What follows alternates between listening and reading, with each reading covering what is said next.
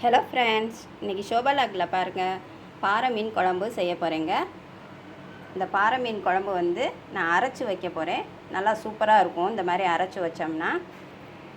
அதுக்கு பாருங்கள், பாறை மீன் எடுத்து நல்லா வாஷ் பண்ணி வச்சுருக்கேன். இப்போ இதை எப்படி செய்யலான்னு பார்க்கலாம் வாங்க. இப்போது நம்ம எல்லாம் வதக்குறதுக்காக அதுக்கு தேவையான அளவு கடாய் வச்சு இது எண்ணெய் ஊற்றியாச்சு. இப்போ இந்த எண்ணெய் சூடானதும் ஒரு பெரிய பல்லாரி ஒன்று கட் பண்ணி வச்சுருக்கேன், அதை இதில் சேர்த்துக்குவோம்.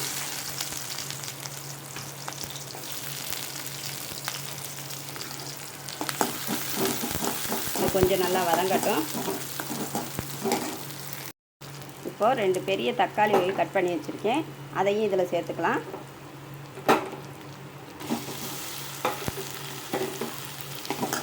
இது ரெண்டே கொஞ்சம் நல்லா வதக்கிக்கலாம்.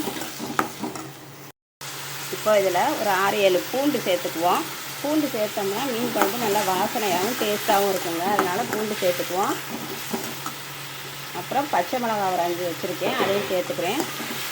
காரத்துக்கு ஏற்ற மாதிரி பச்சை மிளகா சேர்த்துக்கிறேங்க. இது கொஞ்சம் நல்லா வதங்கட்டும், அதுக்கப்புறம் மசாலா சேர்க்கலாம். இப்போ இதுக்கு மசாலா சேர்த்துக்கோங்க. கொஞ்சம் வதங்கிருச்சு. நான் 2 ஸ்பூன் மிளகாத்தூள் வச்சுருக்கேன், நீங்கள் காரத்துக்கு ஏற்ற மாதிரி சேர்த்துக்கிறேங்க.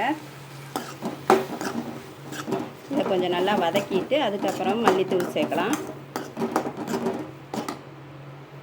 மல்லித்தூள் ஒரு 2 ஸ்பூன் வச்சுருக்கேன். அப்புறம் மஞ்சள் தூள் ஒரு 1/2 ஸ்பூன். இப்போ இதை எல்லாத்தையும் சேர்த்து நல்லா வதக்கிக்கலாம். இப்போ பாருங்கள், எல்லாமே நல்லா வதங்கிருச்சு. இதை வந்து ஸ்டவ் ஆஃப் பண்ணிவிட்டு நல்லா ஆற வச்சுட்டு மிக்சியில் போட்டு நைஸாக அரைச்சிக்கலாம். இப்போ பாருங்கள், இந்த மசாலாலாம் நல்லா ஆறிடுச்சு. இதை வந்து நல்லா ஃபைன் பேஸ்ட்டாக அரைச்சிக்குவோம். இப்போ பாருங்கள், இந்த மசாலாவை நல்லா அரைச்சாச்சு. இப்போ குழம்பு எப்படி வைக்கிறேன்னு பார்க்கலாம் வாங்க. குழம்பு வைக்கிறதுக்கு கடாய் வச்சு அதுக்கு தேவையான அளவு எண்ணெய் ஊற்றிக்கிட்டாச்சு. இந்த எண்ணெய் சூடானதும் அதில் கொஞ்சம் வெந்தயம் சேர்த்துக்குவோம். வெந்தயம் வந்து நல்லா வாசனையாகவும் இருக்கும், நல்லது, உடம்புக்கு நல்லது. கொஞ்சமாக ஜீரகம் சேர்த்துக்குவோம். இது கொஞ்சம் பொரிஞ்சதும் கருவேப்பிலை சேர்த்துக்குவோம். அப்புறம் நம்ம அரைச்சி வச்சுருக்க அந்த பேஸ்ட்டை இதில் சேர்த்துக்கலாம்.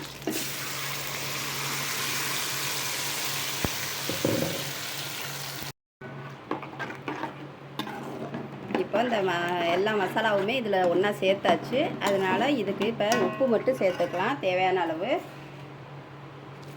கல் உப்பு நான் 1 ஸ்பூன் சேர்த்துக்கிறேன்.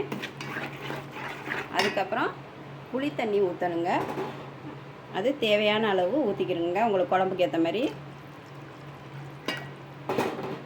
இது எல்லாத்தையும் நல்லா கிண்டி விட்டு ஒரு 10 நிமிஷம் நல்லா கொதிக்க விடணுங்க. நல்லா எண்ணெய் பிரிஞ்சு வரணும், அப்போ தான் நல்லா டேஸ்ட்டாக இருக்கும் குழம்பு.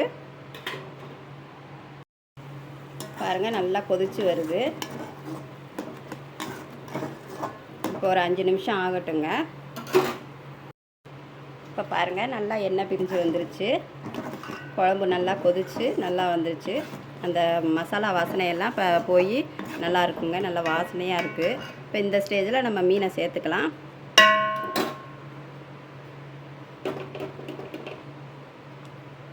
நான் வந்து கொஞ்சம் மீன் தான் குழம்புல போடுறேன், மற்றதெல்லாம் வறுவலுக்காக வச்சுருக்கேங்க.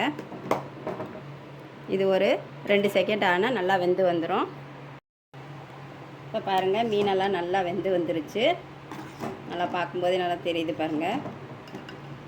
இப்போ ஸ்டவ் ஆஃப் பண்ணிவிட்டு இறக்கிடுவோம்.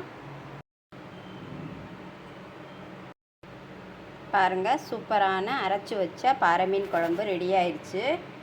நல்லா பார்க்கவே நல்லா சூப்பராக இருக்குது பாருங்கள். இந்த மீன் குழம்பு இந்த மாதிரி அரைச்சி வச்சிங்கன்னா சூடான சாதத்துக்கு சாப்பிடும்போது நல்லா சூப்பரான டேஸ்ட்டாக இருக்குங்க.